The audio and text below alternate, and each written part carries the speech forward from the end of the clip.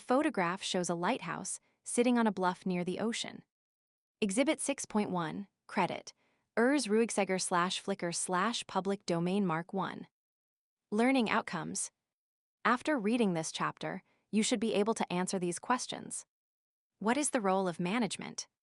What are the 4 types of planning? What are the primary functions of managers in organizing activities? How do leadership styles influence a corporate culture? How do organizations control activities? What roles do managers take on in different organizational settings? What set of managerial skills is necessary for managerial success? What trends will affect management in the future? Exploring business careers. Jalem Getz. Buy costumes, com/wantable Inc. You might ask, how does one come to work in the world of online costume retail? A passion for holiday make-believe and dress-up? A keen eye for business potential? The drive to capitalize on a competitive advantage? If you're Jalem Getz, the answer is all of these. Getz is the founder of BuyCostumes.com, an online costume and accessories retailer, and most recently, founder of Wantable Inc. As with most businesses, BuyCostumes.com and Wantable Inc. are the result of careful planning. BuyCostumes.com was a response to what Getz saw as inherent flaws of resource allocation with the business model of brick-and-mortar costume retailers. As a brick-and-mortar business, we were the gypsies of retail, which caused scale problems since we started over every year. Because we only were in a mall 4 or 5 months a year, locations we had 1 year often were rented the next. So we had to find new stores to rent each year. Then we had to find management to run the stores and train employees to staff them. We also had to shuffle the inventory around each year to stock them. It's almost impossible to grow a business like that. By turning to the internet, however, Getz was able to bypass all of those issues. The virtual space was available year-round, and inventory and staff were centralized in a single warehouse location. Getz grew BuyCostumes.com to a multi-million-dollar business before selling it, with a staff of about 600 employees during its peak season. Before Getz sold the business, it carried over 10,000 Halloween items and had upwards of 20 million visitors each holiday season. In 1 year, it shipped over 1 million costumes across the world, including 45 countries outside the United States. We say that our goal is to ensure that anytime anyone buys a costume anywhere in the world, it will be from BuyCostumes.com. And, although to some extent we're kidding, we're also very serious. To keep track of all this action, Getz mixed ideals of a strong work ethic, a willingness to take risks, and an interest in having fun while making a profit. Given the size of the company, BuyCostumes.com organized its management to help keep the company focused on the corporate goal of continued growth. For Getz, his role in the management hierarchy was to hire excellent people who have similar goals and who are motivated the same way I am, and then put them in a position where they can succeed. Beyond that, inspect what you expect. This maxim is a concise way to say that, although he does not believe in constantly watching over his employees' shoulders, he does believe in periodically checking in with them to ensure that both he and they are on the same page. By considering the process of management a conversation between himself and his employees, he exhibits a strong participative leadership style. Getz will joke that he wishes he could say that he spent his childhood dreaming of the day he could work with costumes. The truth, though, is that he saw an opportunity, grabbed it, and hasn't let go since. And sometimes, especially during Halloween, truth can be even more satisfying than fiction. After selling BuyCostumes.com, Getz experimented with other digital startups but quickly realized he worked best with retail. In 2012, he launched Wantable Inc., an online personal shopping service. In its first 4 years, Getz led the company to exceed 28,000% annual revenue growth and to hire more than 100 employees. It became profitable in 2016 and looked to double its income the following year. Sources: About Wantable, http://blog Wantable.com, accessed October 27, 2017. Wantable surpasses 100 employees, http://www.prweb.com, April 3, 2017. Jeff Engel, Jalem Getz's latest retail startup Wantable targets women fast growth, https://www.exganami.com, April 21, 2014. Today's companies rely on managers to guide daily operations using human, technological, financial, and other resources to create a competitive advantage. For many beginning business students, being in management is an attractive but somewhat vague future goal. This vagueness is due in part to an incomplete understanding of what managers do and how they contribute to organizational success or failure. This chapter introduces the basic functions of management and the skills managers need to drive an organization toward its goals. We will also discuss how leadership styles influence a corporate culture and highlight the trends that are shaping the future role of managers. What is the role of management? Management is the process of guiding the development, maintenance, and allocation of resources to attain organizational goals. Managers are the people in the organization responsible for developing and carrying out this management process.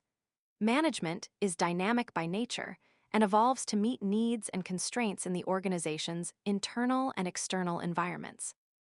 In a global marketplace where the rate of change is rapidly increasing, flexibility and adaptability are crucial to the managerial process. This process is based in 4 key functional areas of the organization: planning, organizing, leading, and controlling. Although these activities are discussed separately in the chapter, they actually form a tightly integrated cycle of thoughts and actions. From this perspective, the managerial process can be described as 1. Anticipating potential problems or opportunities and designing plans to deal with them. 2. Coordinating and allocating the resources needed to implement plans. 3. Guiding personnel through the implementation process. And 4. Reviewing results and making any necessary changes. This last stage provides information to be used in ongoing planning efforts, and thus the cycle starts over again.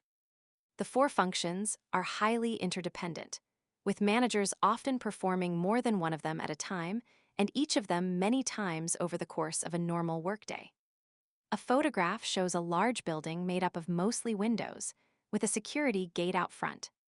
Exhibit 6.2, to encourage greater collaboration between employees, Apple is investing $5 billion in the construction of its new Cupertino, CA, headquarters, which is replacing several buildings the company had outgrown. Most headquarters-based employees of Apple now share not only the same office space, but also the same technology tools and corporate culture. How do Apple's planning and organizing decisions increase organizational efficiency and effectiveness? Credit Tom Pavel /Flickr /attribution to generic CC by 2. The 4 management functions can help managers increase organizational efficiency and effectiveness. Efficiency is using the least possible amount of resources to get work done, whereas effectiveness is the ability to produce a desired result. Managers need to be both efficient and effective in order to achieve organizational goals. For example, in 2016, Delta, one of the most efficient network U.S. airlines, operated at revenue of 12.15 cents per seat mile, which is the revenue the company makes on one seat, occupied or not, the distance of 1 mile. No other airline came close to operating this efficiently except Southwest, which flew seats that produced 12.51 cents a mile. The best performance of all U.S. airlines won there are many ways that airlines can manage to produce higher revenue per seat mile. For instance, they can raise ticket prices, fill more of their seats, operate more efficient aircraft that utilize less fuel, or negotiate favorable salaries with their employees. While efficiency and effectiveness are sometimes lauded by investors, airlines also need to account for customer satisfaction, which can mean extra costs too. To meet the demands of rapid growth, Skechers hired a new chief financial officer, John Vandemore, which allowed their existing CFO, David Weinberg, to concentrate on international expansion. Skechers CEO Robert Greenberg commented, "As international now represents more than 50% of our total business, we must continue to ramp up operations and infrastructure to meet the demand." David Weinberg understands how to do it the right way at the right speed to maintain our forward momentum. With John Vandemore handling CFO responsibilities, David will now have the bandwidth to travel and find opportunities to maximize our efficiencies around the globe. 3. As these examples and Table 6.1 show, good management uses the 4 management functions to increase a company's efficiency and effectiveness, which leads to the accomplishment of organizational goals and objectives. Let's look more closely at what each of the management functions entails. What managers do and why. Good management consists of these four activities, which results in and leads to planning, set objectives and state mission, examine alternatives, determine needed resources, create strategies to reach objectives, leading, lead and motivate employees to accomplish organizational goals, communicate with employees, resolve conflicts, manage change, organizing, design jobs and specify tasks, create organizational structure, staff positions, coordinate work activities, set policies and procedures, allocate resources, controlling, measure performance, compare performance to standards, take necessary action to improve performance, leads to organizational efficiency and effectiveness, leads to achievement of organizational mission and objectives. Table 6.1. Concept check. Define the term management. What are the four key functions of managers? What is the difference between efficiency and effectiveness? What are the four types of planning? Planning begins by anticipating potential problems or opportunities the organization may encounter. Managers then design strategies to solve current problems, prevent future problems, or take advantage of opportunities. These strategies serve as the foundation for goals, objectives, policies, and procedures. Put simply, planning is deciding what needs to be done to achieve organizational objectives, identifying when and how it will be done, and determining who should do it. Effective planning requires extensive information about the external business environment in which the firm competes, as well as its internal environment. There are four basic types of planning: strategic, tactical, operational, and contingency. Most of us use these different types of planning in our own lives. Some plans are very broad and long-term, more strategic in nature, such as planning to attend graduate school after earning a bachelor's degree. Some plans are much more specific and short-term, more operational in nature, such as planning to spend a few hours in the library this weekend. Your short-term plans support your long-term plans. If you study now, you have a better chance of achieving some future goal, such as getting a job interview or attending graduate school. Like you, organizations tailor their plans to meet the requirements of future situations or events. A summary of the four types of planning appears in Table 6.2.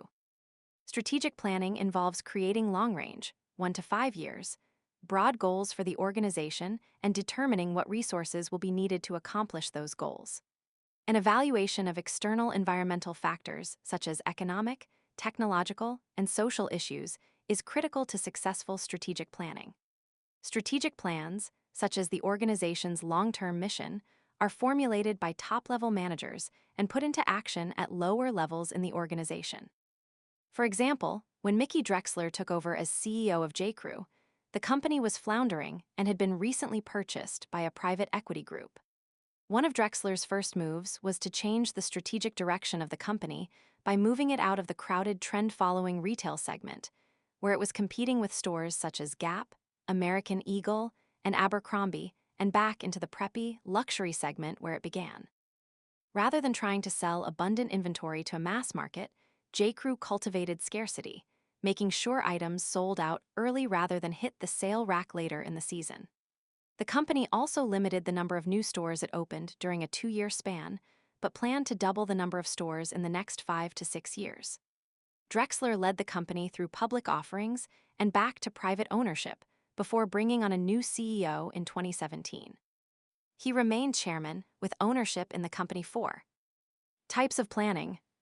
Type of planning: time, frame, level of management, extent of coverage, purpose, and goal breadth, of content accuracy and predictability.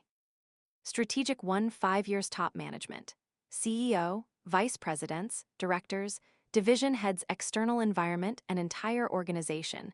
Establish mission and long-term goals, broad and general, high degree of uncertainty. Tactical less than 1 year middle management. Strategic business units. Establish mid-range goals for implementation, more specific, moderate degree of certainty. Operational current supervisory management. geographic and functional divisions, implement, and activate specific objectives, specific and concrete reasonable degree of certainty. Contingency, when an event occurs or a situation demands top and middle management, external environment, and entire organization, meet unforeseen challenges and opportunities, both broad and detailed reasonable degree of certainty once event or situation occurs. Table 6.2. Catching the entrepreneurial spirit. Changing strategy can change your opportunities.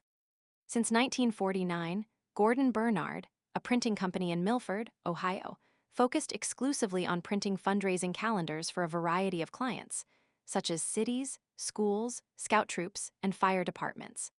The company's approximately 4,000 clients nationwide, 10% of which have been with the company for over 50 years, generated $4 million in revenue in 2006.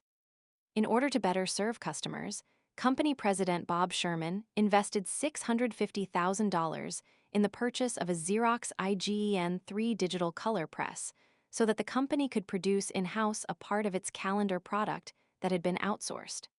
The high-tech press did more for the company than simply reduce costs, however.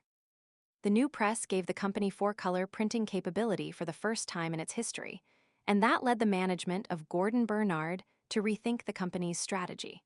The machine excels at short runs, which means that small batches of an item can be printed at a much lower cost than on a traditional press. The press also has the capability to customize every piece that rolls off the machine. For example, if a pet store wants to print 3,000 direct mail pieces, every single postcard can have a personalized greeting and text. Pieces targeted to bird owners can feature pictures of birds, whereas the dog owners' brochure will contain dog pictures. Text and pictures can be personalized for owners of show dogs or overweight cats or iguanas.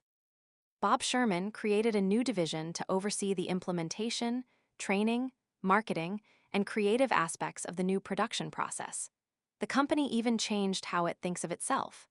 No longer does Gordon Bernard consider itself a printing firm, but as a marketing services company with printing capabilities. That change in strategy prompted the company to seek more commercial work. For example, Gordon Bernard will help clients of its new services develop customer databases from their existing information and identify additional customer information they might want to collect. Even though calendar sales accounted for 97% of the firm's revenues, that business is seasonal and leaves large amounts of unused capacity in the off-peak periods. Managers' goals for the new division were to contribute 10% of total revenue within a couple years of purchase. Critical thinking questions. What type of planning do you think Gordon Bernard is doing? Because Gordon Bernard's strategy changed only after it purchased the IGEN 3, does the shift constitute strategic planning? Why or why not? Sources: GBC Fundraising Calendars, http://www.gordonbernard.com/access September 15, 2017, Gordon Bernard Co. Inc., https://www.manta.com access September 15, 2017, Karen Bells, hot off the press, Milford printer spends big to fill new niche. Cincinnati Business Courier, July 15, 2005, pp. 17-18. An organization's mission is formalized in its mission statement, a document that states the purpose of the organization and its reason for existing. For example, Twitter's mission statement formalizes both concepts while staying within its self-imposed character limit. See Table 6.3. Twitter's mission, values, and strategy. Mission: give everyone the power to create and share ideas and information instantly, without barriers. Values: we believe in free expression and think every voice has the power to impact the world. Strategy: reach the largest daily audience in the world by connecting everyone to their world via our information sharing and distribution platform products, and be one of the top revenue-generating internet companies in the world. Twitter combines its mission and values to bring together a diverse workforce worldwide to fulfill its strategy. The three parts of a company mission statement: purpose, value, action. Table 6.3 sources. About and our values, https://about, Twitter. accessed October 30, 2017, Justin Fox, Why Twitter's Mission Statement Matters. Harvard Business Review, https://hbr, org, accessed October 30, 2017, Jeff Berkowitz, Mission Critical. Twitter's new strategy statement reflects shifting priorities, Inc., https://www.inc.com, accessed October 30, 2017. In all organizations, plans and goals at the tactical and operational levels should clearly support the organization's mission statement. Tactical planning begins the implementation of strategic plans. Tactical plans have a shorter, less than 1 year, time frame than strategic plans and more specific objectives designed to support the broader strategic goals. Tactical plans begin to address issues of coordinating and allocating resources to different parts of the organization. Under Mickey Drexler, many new tactical plans were implemented to support J.Crew's new strategic direction. For example, he severely limited the number of stores opened each year. With only 9 new openings in the first 2 years of his tenure, he closed 7. Instead, he invested the company's resources in developing a product line that communicated J.Crew's new strategic direction. Drexler dumped trend-driven apparel because it did not meet the company's new image. He even cut some million-dollar volume items. In their place, he created limited editions of a handful of garments that he thought would be popular, many of which fell into his new luxury strategy. For example, J.Crew now buys shoes directly from the same shoe manufacturers that produce footwear for designers such as Prada and Gucci. In general, J.Crew drastically tightened inventories, a move designed to keep reams of clothes from ending up on sale racks and to break its shoppers' habit of waiting for discounts. This part of the plan generated great results. Prior to Drexler's change in strategy, half of J.Crew's clothing sold at a discount. After implementing tactical plans aimed to change that situation, only a small percentage does. The shift to limited editions and tighter inventory controls has not reduced the amount of new merchandise, however. On the contrary, Drexler created a J.Crew bridal collection, a jewelry line, and Crew Cuts, a line of kids' clothing. The results of Drexler's tactical plans were impressive. J.Crew saw same-store sales rise 17% in 1 year 5. Operational planning creates specific standards, methods, policies, and procedures that are used in specific functional areas of the organization. Operational objectives are current, narrow, and resource-focused. They are designed to help guide and control the implementation of tactical plans. In an industry where new versions of software have widely varying development cycles, Autodesk, maker of software tools for designers and engineers, implemented new operational plans that dramatically increased profits. Former CEO Carol Bartz shifted the company away from the erratic release schedule it had been keeping to regular, annual software releases. By releasing upgrades on a defined and predictable schedule, the company is able to use annual subscription pricing, which is more affordable for small and mid-sized companies. The new schedule keeps Autodesk customers on the most recent versions of popular software and has resulted in an overall increase in profitability 6. The key to effective planning is anticipating future situations and events. Yet even the best prepared organization must sometimes cope with unforeseen circumstances, such as a natural disaster, an act of terrorism, or a radical new technology. Therefore, many companies have developed contingency plans that identify alternative courses of action for very unusual or crisis situations.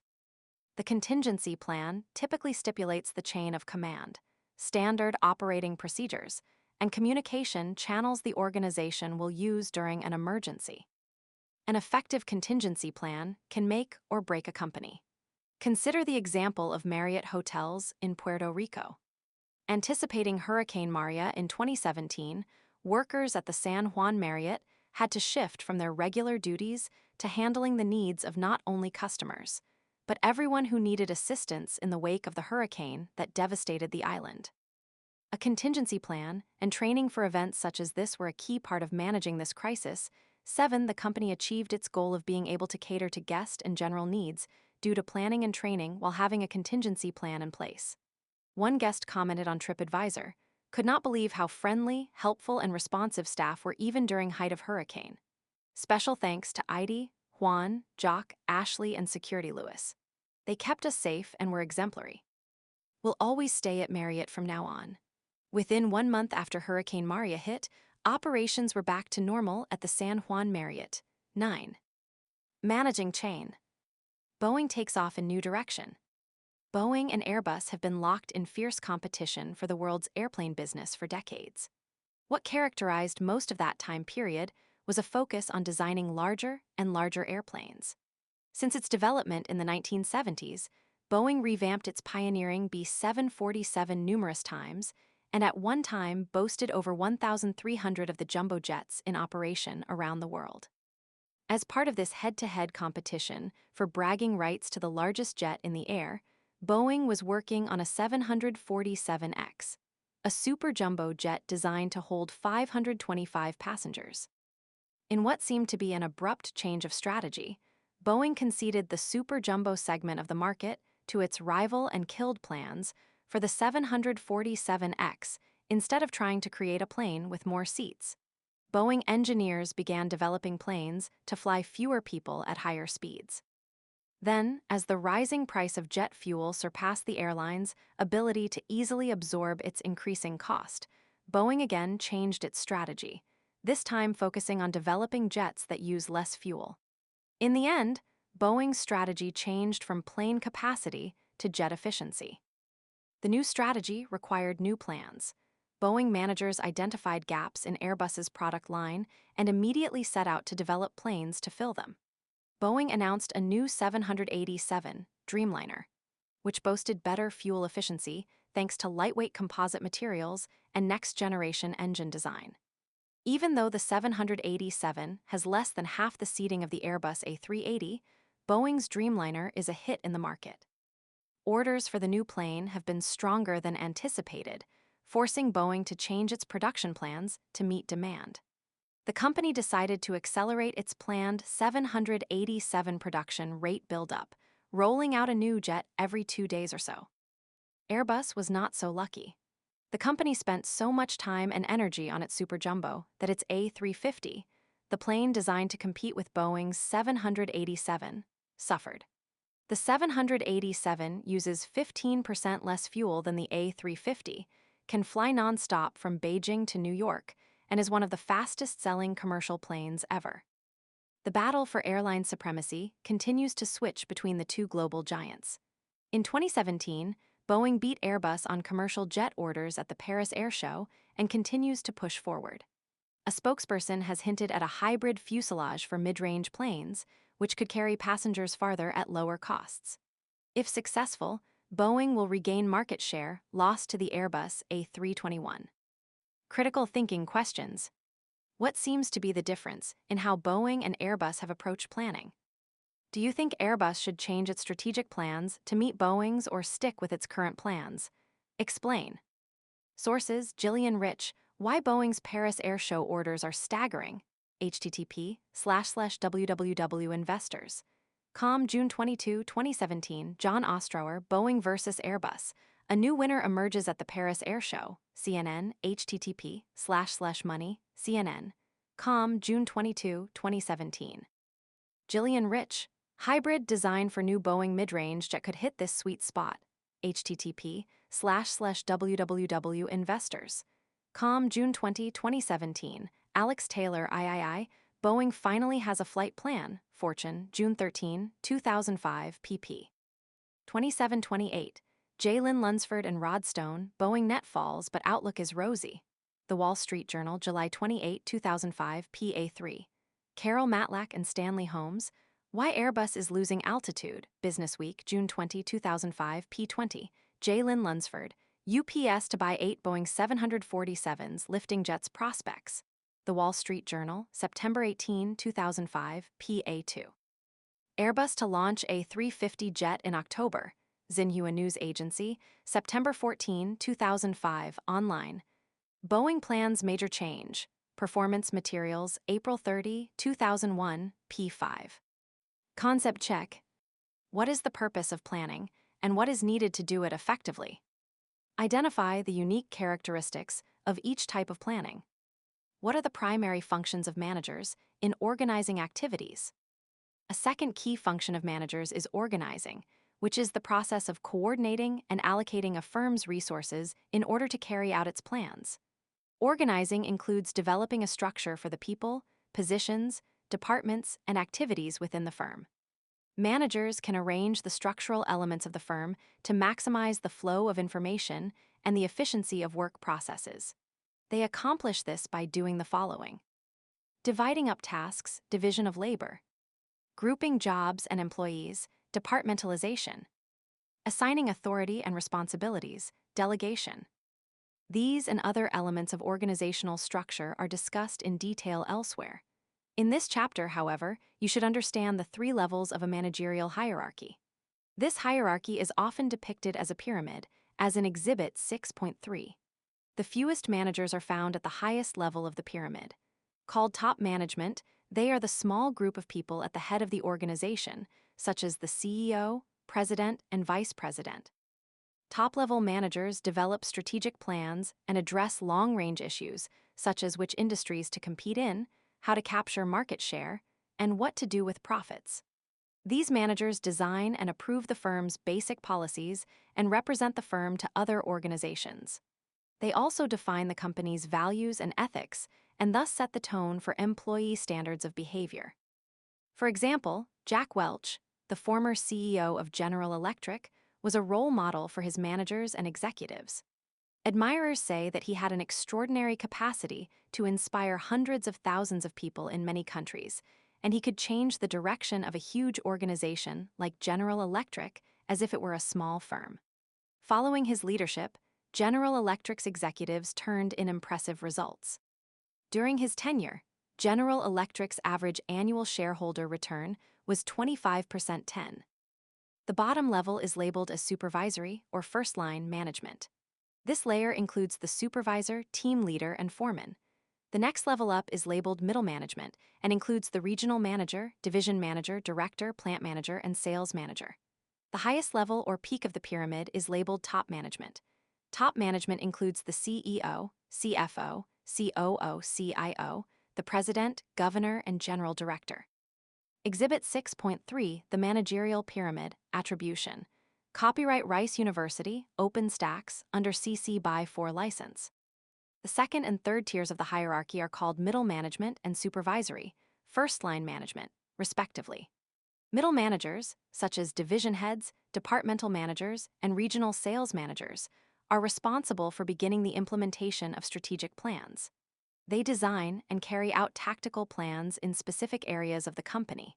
They begin the process of allocating resources to meet organizational goals, and they oversee supervisory managers throughout the firm. Supervisors, the most numerous of the managers, are at the bottom of the managerial pyramid. These managers design and carry out operational plans for the ongoing daily activities of the firm. They spend a great deal of their time guiding and motivating the employees who actually produce the goods and services. Concept check. Explain the managerial function of organizing. What is the managerial pyramid? How do leadership styles influence a corporate culture? Leadership, the third key management function, is the process of guiding and motivating others toward the achievement of organizational goals. A leader can be anyone in an organization, regardless of position, able to influence others to act or follow, often by their own choice. Managers are designated leaders according to the organizational structure, but may need to use negative consequences or coercion to achieve change.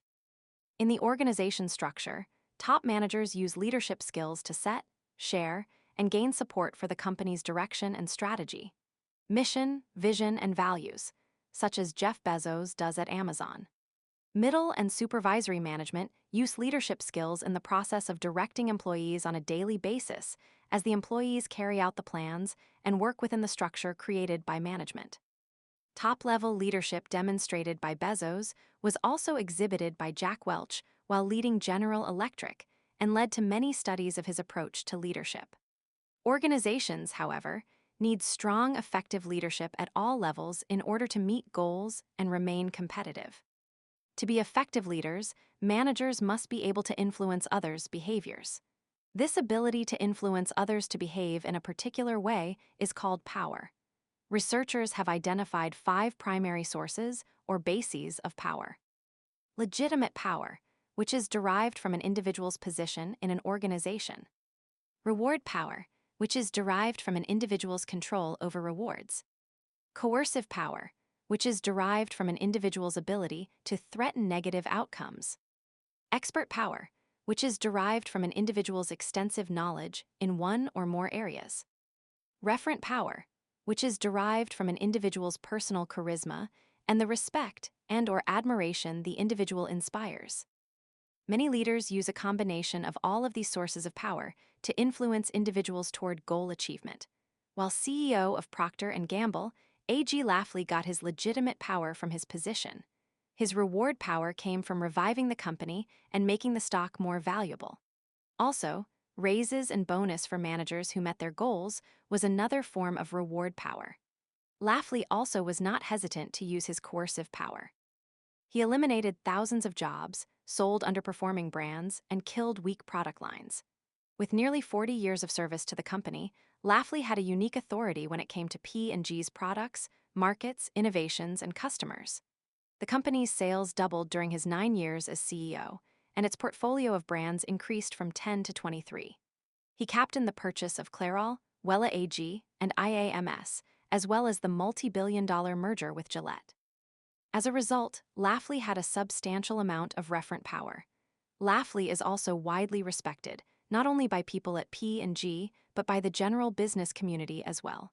Anne Gillen Lefevre, a managing director at Lehman Brothers, said, "Lafley is a leader who is liked. His directives are very simple. He sets a strategy that everybody understands, and that is more difficult than he gets credit for." 11.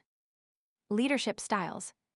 Individuals in leadership positions tend to be relatively consistent in the way they attempt to influence the behavior of others, meaning that each individual has a tendency to react to people and situations in a particular way. This pattern of behavior is referred to as leadership style. As Table 6.4 shows, leadership styles can be placed on a continuum that encompasses 3 distinct styles: autocratic, participative, and free rein. Autocratic leaders are directive leaders, allowing for very little input from subordinates. These leaders prefer to make decisions and solve problems on their own and expect subordinates to implement solutions according to very specific and detailed instructions. In this leadership style, information typically flows in one direction, from manager to subordinate. The military, by necessity, is generally autocratic. When autocratic leaders treat employees with fairness and respect, they may be considered knowledgeable and decisive. But often autocrats are perceived as narrow-minded and heavy-handed in their unwillingness to share power, information, and decision-making in the organization. The trend in organizations today is away from the directive, controlling style of the autocratic leader. A photograph shows Sheryl Sandberg. Exhibit 6.4, recently ranking near the top of the Forbes list of the world's most powerful women, was Sheryl Sandberg, the COO at Facebook. As Facebook's chief operating officer since 2008, Sandberg has helped dramatically boost revenues at the social network. Sandberg also founded Lean In, a nonprofit named after her best-selling book, to support women's empowerment. What are Sheryl Sandberg's primary sources of power? Credit, JD Lassica/Flickr/attribution, too generic, CC by 2. Instead, U.S. businesses are looking more and more for participative leaders, meaning leaders who share decision-making with group members and encourage discussion of issues and alternatives. Participative leaders use a democratic, consensual, consultative style. One CEO known for her participative leadership style is Meg Whitman, former CEO at Hewlett-Packard. When Whitman worked at eBay, a team in the German-based operation began a promotional treasure hunt, launching registration pages, clues, and an hourly countdown clock. Trouble was, the launch violated eBay's well-established corporate project development processes. When the treasure hunt began, 10 million contestants logged on, crashing the local servers. Rather than shut the project down, the VP in charge of the German operation allowed the promotion to be fixed and fly under the radar of corporate headquarters. Successful innovations emerged, such as an easy lister feature and separate registration processes for private and business sellers. When the VP shared this experience with Meg Whitman, she fostered the idea of rapid prototyping throughout the organization, which breaks rules to get something done, and modeled such behavior for the entire organization. 12.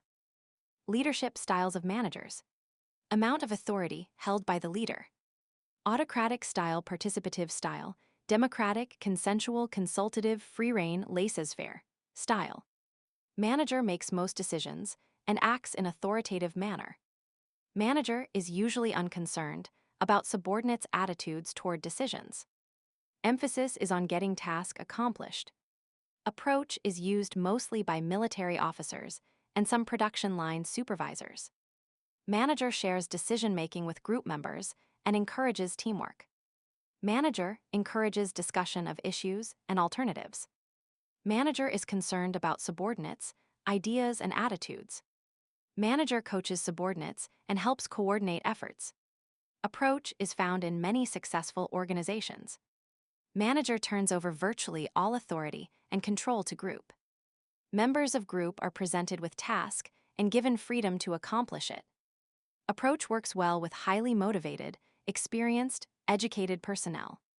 Approach is found in high-tech firms, labs, and colleges. Amount of authority held by group members. Table 6.4.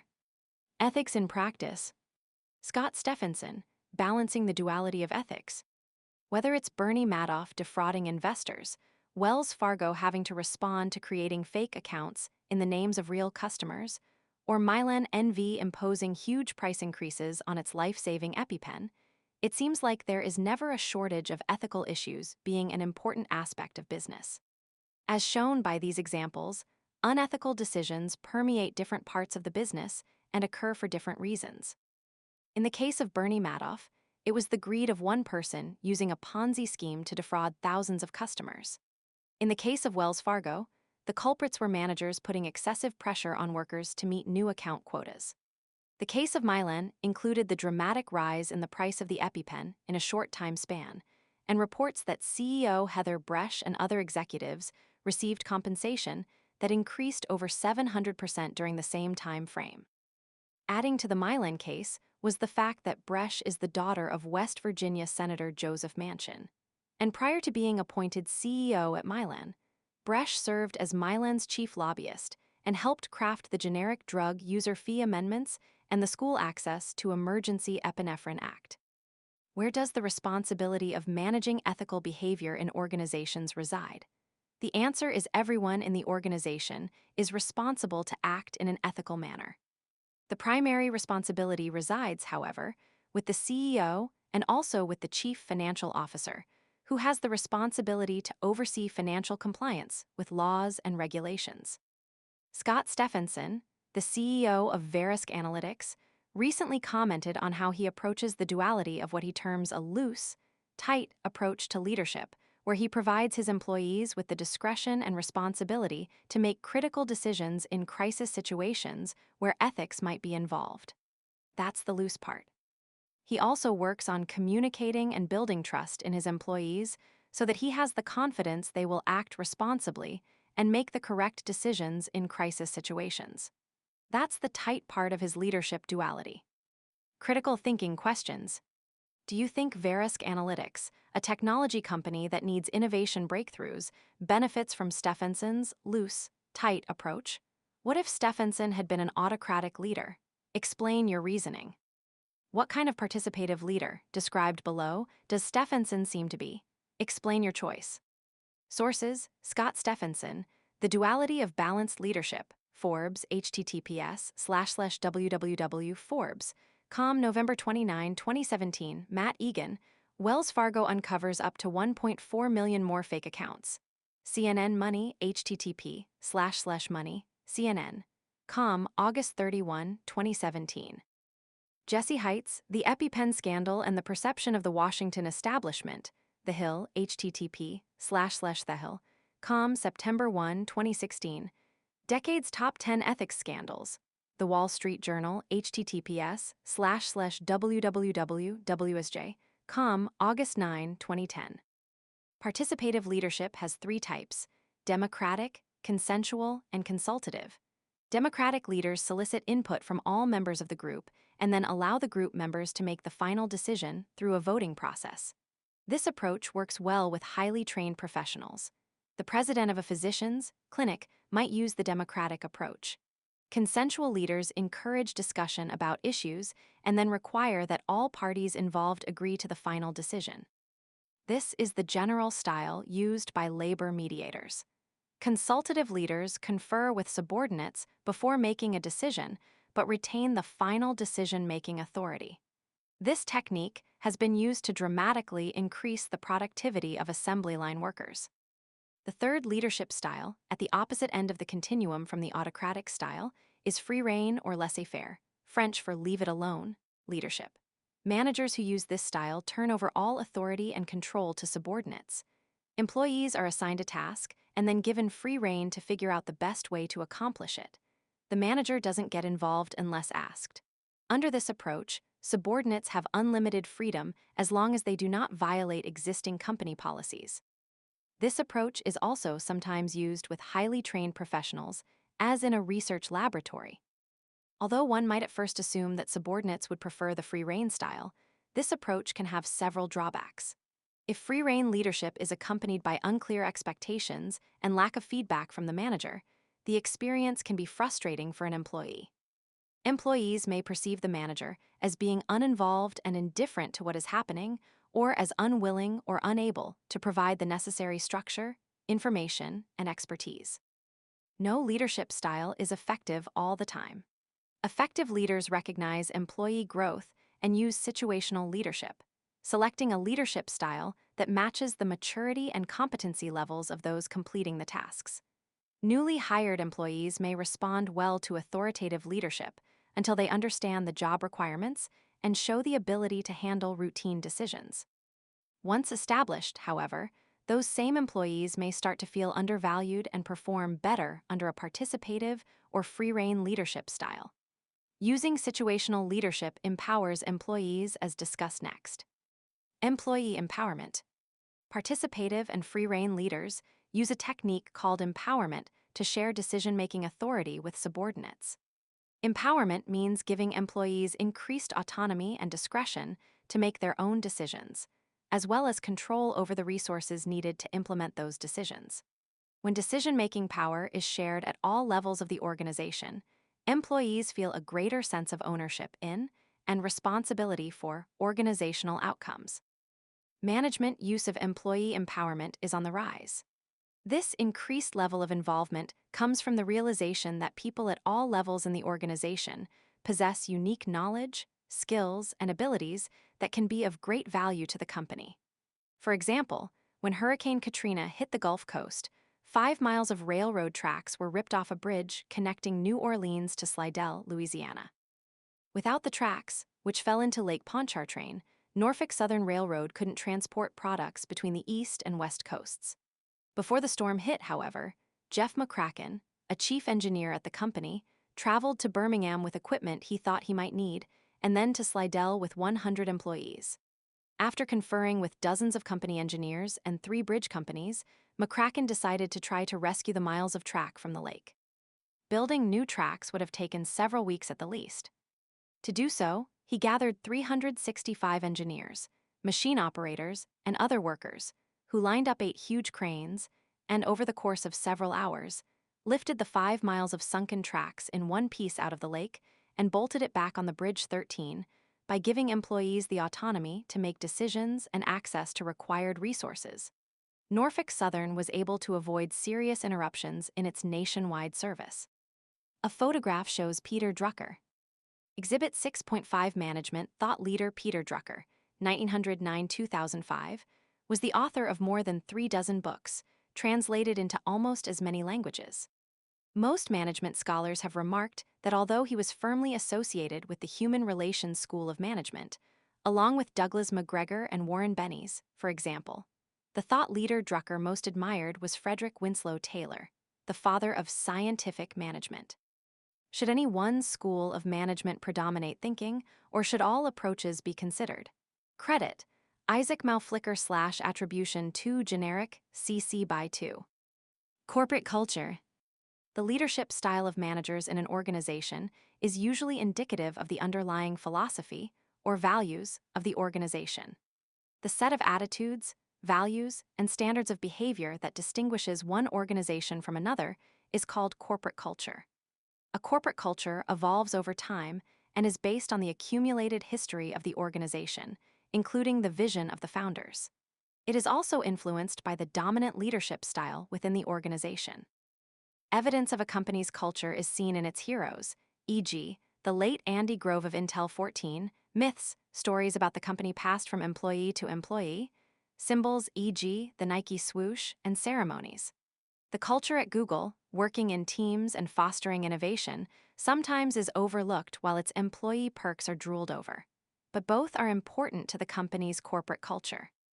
Since 2007, Google has been at or near the top of Fortune's list of the 100 best companies to work for, an annual list based on employee survey results tabulated by an independent company. Great Place to Work registered. 15.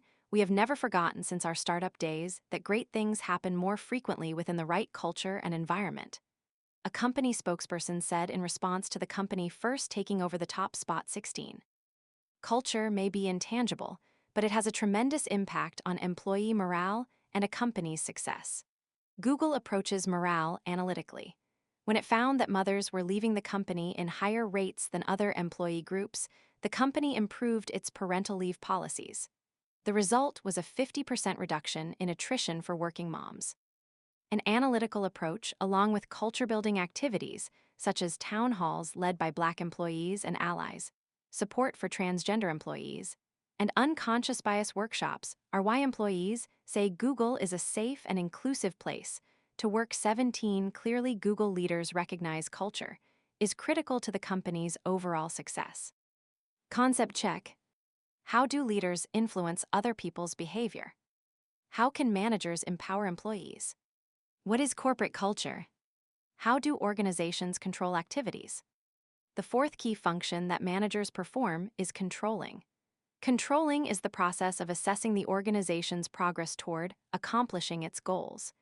It includes monitoring the implementation of a plan and correcting deviations from that plan. As Exhibit 6.6 shows, controlling can be visualized as a cyclical process made up of 5 stages. Each stage flows into the next.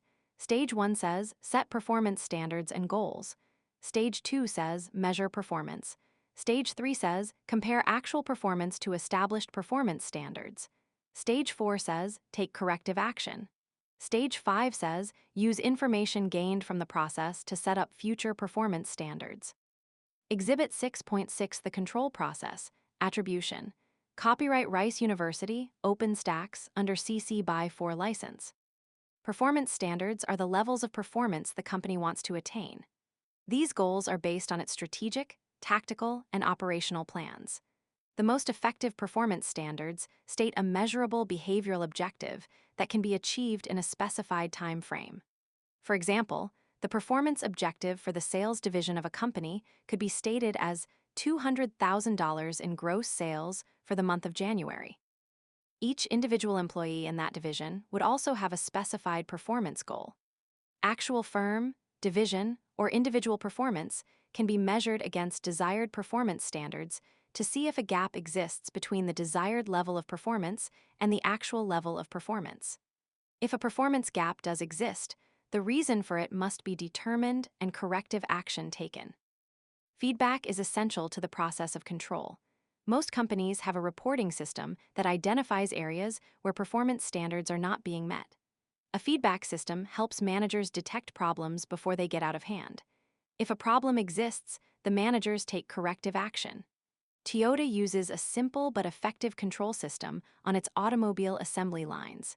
Each worker serves as the customer for the process just before his or hers. Each worker is empowered to act as a quality control inspector. If a part is defective or not installed properly, the next worker won't accept it. Any worker can alert the supervisor to a problem by tugging on a rope that turns on a warning light, i.e., feedback. If the problem isn't corrected, the worker can stop the entire assembly line. Why is controlling such an important part of a manager's job? First, It helps managers to determine the success of the other three functions: planning, organizing, and leading. Second, control systems direct employee behavior toward achieving organizational goals. Third, control systems provide a means of coordinating employee activities and integrating resources throughout the organization. Concept check. Describe the control process. Why is the control process important to the success of the organization? What roles do managers take on in different organizational settings? In carrying out the responsibilities of planning, organizing, leading, and controlling, managers take on many different roles. A role is a set of behavioral expectations, or a set of activities that a person is expected to perform. Managers' roles fall into three basic categories: informational roles, interpersonal roles, and decisional roles. These roles are summarized in Table 6.5. In an informational role, the manager may act as an information gatherer, an information distributor, or a spokesperson for the company. A manager's interpersonal roles are based on various interactions with other people. Depending on the situation, a manager may need to act as a figurehead, a company leader, or a liaison. When acting in a decisional role, a manager may have to think like an entrepreneur, make decisions about resource allocation, help resolve conflicts, or negotiate compromises. Managerial decision-making. In every function performed, role taken on, and set of skills applied, a manager is a decision-maker. Decision-making means choosing among alternatives. Decision-making occurs in response to the identification of a problem or an opportunity. The decisions managers make fall into two basic categories: programmed and non-programmed. Programmed decisions are made in response to routine situations that occur frequently in a variety of settings throughout an organization. For example, the need to hire new personnel is a common situation for most organizations. Therefore, standard procedures for recruitment and selection are developed and followed in most companies. The many roles managers play in an organization. Role description example. Information roles. Monitor. Seeks out and gathers information relevant to the organization. Finding out about legal restrictions on new product technology. Disseminator. Provides information where it is needed in the organization. Providing current production figures to workers on the assembly line. Spokesperson. Transmits information to people outside the organization, representing the company at a shareholders' meeting. Interpersonal roles. Figurehead. Represents the company in a symbolic way, cutting the ribbon at ceremony for the opening of a new building. Leader. Guides and motivates employees to achieve organizational goals, helping subordinates to set monthly performance goals. Liaison. Acts as a go-between among individuals inside and outside the organization, representing the retail sales division of the company at a regional sales meeting. Decisional roles. Entrepreneur. Searches out new opportunities and initiates change, implementing a new production process using new technology. Disturbance handler. Handles unexpected events and crises, handling a crisis situation such as a fire. Resource allocator. Designates the use of financial, human, and other organizational resources, approving the funds necessary to purchase computer equipment and hire personnel. Negotiator. Represents the company at negotiating processes, participating in salary negotiations with union representatives. Table 6.5. Infrequent, unforeseen, or very unusual problems and opportunities require non-programmed decisions by managers. Because these situations are unique and complex, the manager rarely has a precedent to follow. The earlier example of the Norfolk Southern employee, who had to decide the best way to salvage a 5-mile-long piece of railroad track from the bottom of Lake Pontchartrain, is an example of a non-programmed decision. Likewise, when Hurricane Katrina was forecast to make landfall, Thomas Ork, then CEO of the vacuum manufacturer that bears his name, had to make a series of non-programmed decisions. Ork's corporate headquarters were in New Orleans, and its primary manufacturing facility was in Long Beach, Mississippi. Before the storm hit, Ork transferred its computer systems and call center operations to backup locations in Colorado and planned to move headquarters to Long Beach. The storm, however, brutally hit both locations. Orc executives began searching for lost employees, tracking down generators, assembling temporary housing for workers, and making deals with UPS to begin distributing its product. UPS brought food and water to Orc from Atlanta and took vacuums back to the company's distribution center there. All of these decisions were made in the middle of a very challenging crisis environment. Whether a decision is programmed or non-programmed, managers typically follow 5 steps in the decision-making process, as illustrated in Exhibit 6.7. Recognize or define the problem or opportunity. Although it is more common to focus on problems because of their obvious negative effects, managers who do not take advantage of new opportunities may lose competitive advantage to other firms. Gather information so as to identify alternative solutions or actions. Select one or more alternatives after evaluating the strengths and weaknesses of each possibility. Put the chosen alternative into action. Gather information to obtain feedback on the effectiveness of the chosen plan. It can be easy and dangerous for managers to get stuck at any stage of the decision-making process. For example, entrepreneurs can become paralyzed evaluating the options. For the Gabby Sloan, the co-founder of natural pet food maker Ollie, the idea for starting the company came after her rescued dog began having trouble digesting store-bought pet food after living on scraps. Sloan decided that the pet food industry, a $30 billion a year business, was ripe for a natural food alternative. She laments, however, that she let perfect be the enemy of the very good by indulging in analysis paralysis. 18.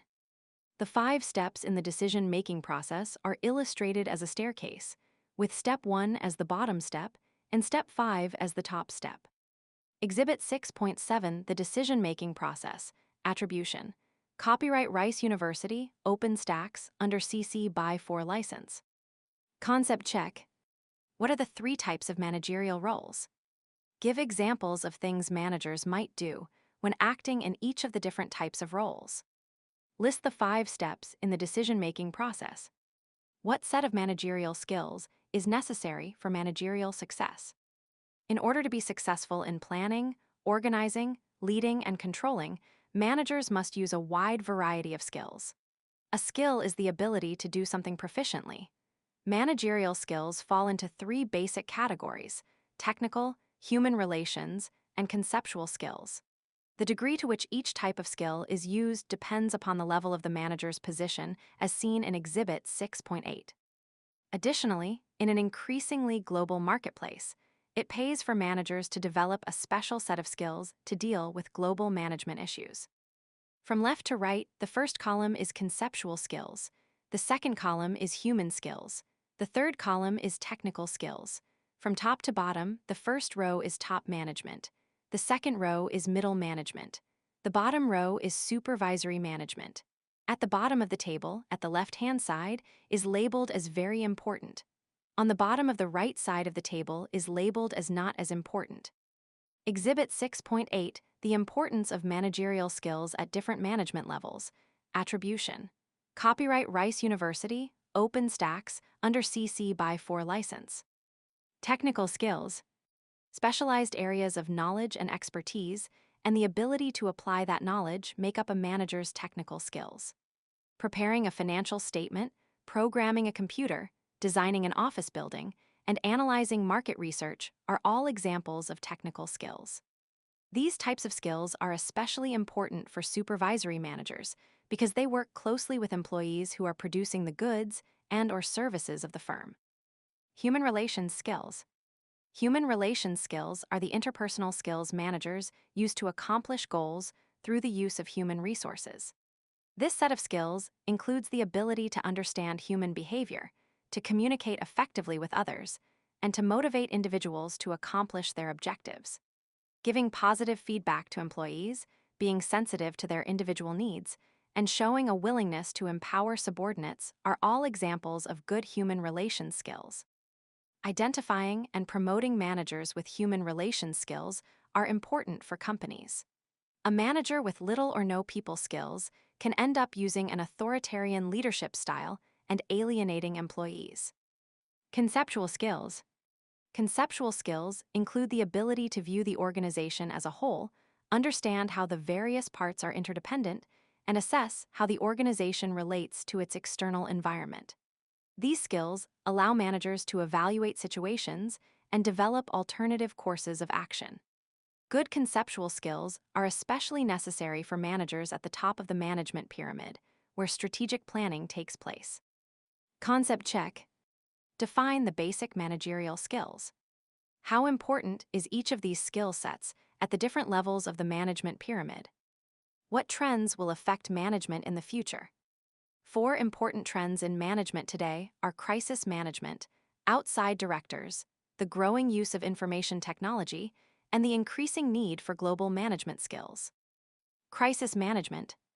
Crises, both internal and external, can hit even the best managed organization. Sometimes organizations can anticipate crises, in which case managers develop contingency plans, and sometimes they can't. Take, for example, the sudden death of McDonald's CEO Jim Cantalupo. The company had a solid succession plan in place and immediately named Charlie Bell as new CEO. Only a few months later, Bell announced that he had terminal cancer. Even though the company had prepared for the event of its leader's untimely death, surely it couldn't have anticipated that his successor would also be stricken by a terminal illness at almost the same time. Likewise, consider the devastation caused by Hurricanes Harvey, Irma, Maria, and Nate in 2017. Part of Marriott Hotels' crisis management plan included relaxing its no pets policy and allowing patrons fleeing the storm to check in with their pets, because it was the right thing to do. 19. Crises cannot be fully anticipated, but managers can develop contingency plans to help navigate through the aftermath of a disaster.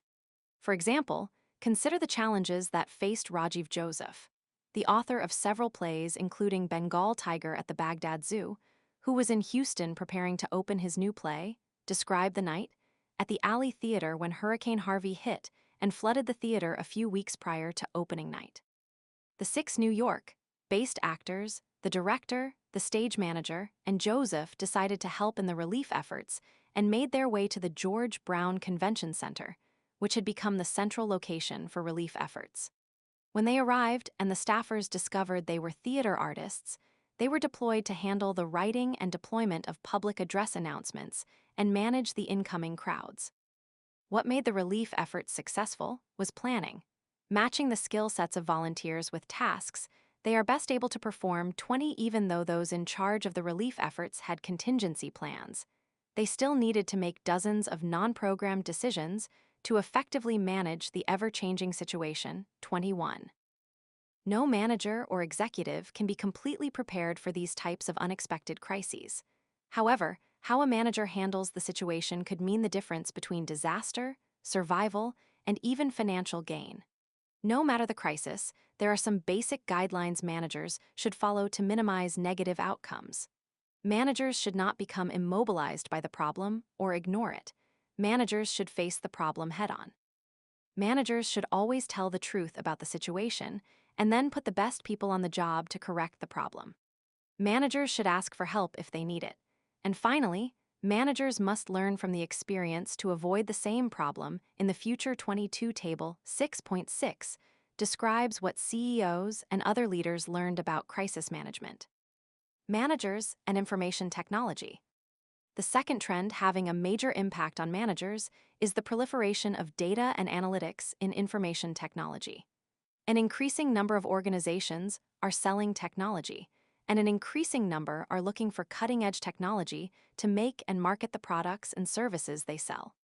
One particularly useful type of technology is dashboard software. Much like the dashboard in a car, dashboard software gives managers a quick look into the relevant information they need to manage their companies. Most large companies are organized in divisions, and often each division relies on a particular type of application or database software. Dashboard software allows employees to access information from software they don't routinely use, for example, from an application used by a different division from their own. More important, however, is the ability of a dashboard to show up-to-the-minute information and to allow employees to see all the information they need, such as financial and performance data, on a single screen. Lessons leaders learned about managing crises. Howard Schultz, Chairman, Starbucks learned from one crisis at a time. After the Seattle earthquake of 2001, the company invested in a notification system that could handle text messaging. The night before Hurricane Katrina hit, Starbucks sent out 2,300 phone calls to associates in the region, telling them about available resources. Gary Loveman, CEO, Harrah's make life easier for your employees. Before the storm hit, management announced that in the event of total entertainment disaster, employees would be paid for at least 90 days. The decision was meant to provide employees with some certainty during a very uncertain time. J.W. Marriott, CEO, Marriott Communicate for Safety. Marriott moved its email system out of New Orleans before Katrina hit. As a result, employees were able to communicate with each other and vendors to get food and water to affected areas. A massive publicity campaign, Dial 1-800 Marriott, helped the company find 2,500 of its 2,800 people in the region. Gino Orima, University of Connecticut basketball, coaches about doing it in a way that it can't be done any better. That is the goal every day. Danny Gavin, VP, Brian Gavin Diamonds, create an unforgettable customer experience. May sound like a cliché, but this is our golden rule. Despite waist-high water and treacherous conditions, we had several international orders that needed to be shipped the Wednesday after Hurricane Harvey hit. FedEx and UPS had ceased operations around the Houston area during the storm, but our CEO Brian Gavin was determined to deliver an outstanding customer service experience. That's why he drove with the packages in hand to the nearest FedEx store that was open, College Station. The standard 3-hour round trip ended up taking 5 hours. Bob Nardelli, CEO, Home Depot prepare for the next big one. After each catastrophic event, Home Depot does a postmortem on its response efforts so that employees and managers can become more experienced and better prepared. Before Katrina hit, the company prestaged extra supplies and generators, sent 1,000 relief associates to work in the stores in the Gulf region, and made sure that area stores were overstocked with first response items such as insecticides, water, and home generators. Scott Ford, CEO, Alltel take care of everybody. When Katrina hit, Alltel was missing 35 employees. When the company had found all but one, managers used the company's network infrastructure to track her phone activity, contact the last person she had called, and work with the Army to find her. Paul Pressler, CEO, Gap Empower the Workforce. Gap had 1,300 employees affected by Katrina, and one of the biggest problems the company faced was getting people their paychecks. The company, which had extended payroll by 30 days to affected employees, now encourages all employees to use direct deposit as a means to ensure access to their pay. Jim Skinner, CEO, McDonald's be flexible with company assets. McDonald's had 280 restaurants close in the immediate aftermath of the storm, but shortly afterward, 201 were already open. During the crisis, McDonald's converted its Human Resource Service Center into a crisis command center. The quickly formed Help Center fielded 3,800 calls. Robert Baugh, COO, Chili's restaurants with Hurricane Irma approaching. Baugh communicated with staff for several days before the storm to prepare and to find out which employees would be evacuating, which would be staying, and which had special needs. The Chili's group used Hot Schedules, a platform all employees log into, to create a timeline to secure all 3 restaurants. Since these restaurants have lots of outdoor seating and outdoor bars, it was a huge chore, and to broadcast when the restaurants would reopen. Team leaders were responsible for communicating with their members. Vendors and chefs were told earlier in the week to reduce food orders to minimize loss. Freezers and refrigerators were packed with hundreds of bags of ice. Table 6.6 sources. Danny Gavin, Customer Service Lessons Learned in the Wake of Hurricane Harvey. Forbes, September 26, 2017. Jay Steinfeld, 5 Lessons Learned from Hurricane Harvey, Inc. September 21, 2017. Susan Burns and David Hackett, Business Lessons from Hurricane Irma. 941 CEO, November-December 2017. New Lessons to Learn, Fortune, October 3, 2005, pp. 87-88. AZ quotes, accessed February 25, 2018, http://www, as quotes, com/quote/863,856. Such integrated functionality made dashboards extremely popular. A Gartner commentary suggests that companies put data and analytics at the heart of every company business decision. 23, despite the increasing popularity of dashboard technology, the control tool has some drawbacks, such as focusing too intently on short-term results and ignoring the overall progress toward long-term goals. And some employees might bristle at being monitored as closely as dashboard tools allow. Nonetheless, companies are seeing real results from implementing dashboard software. Robert Romanoff, a partner at the law firm of Levenfeld Romanoff in Chicago, uses dashboards that aggregate data from clients, strategic partners, and internal staff from the mailroom to the boardroom to improve what he calls the 3Ps. The 3Ps are process efficiency, project management, and strategic pricing. 24. A sample dashboard software is shown. On the screen, there are many frames that contain bar graphs, numbers and statistics, color-coded boxes, etc., all expressing data about software brand usage, total number of followers, keywords, etc. Exhibit 6.9 marketing and sales professionals are increasingly turning to advanced software programs called dashboards to monitor business and evaluate performance. These computer tools use analytics and big data to help managers identify valuable customers, track sales, and align plans with company objectives, all in real time. A typical dashboard might include sales and bookings forecasts, monthly close data, customer satisfaction data, and employee training schedules. This example tracks customers attending the Consumer Electronics show so that the buzz created by influencers can be measured. How does information technology affect managerial decision-making? Credit: Intel Free Press Flickr/attribution 2 generic CC by 2. Managing multinational cultures. The increasing globalization of the world market has created a need for managers who have global management skills. That is, the ability to operate in diverse cultural environments. With more and more companies choosing to do business in multiple locations around the world, employees are often required to learn the geography, language, and social customs of other cultures. It is expensive to train employees for foreign assignments and pay their relocation costs. Therefore, choosing the right person for the job is especially important.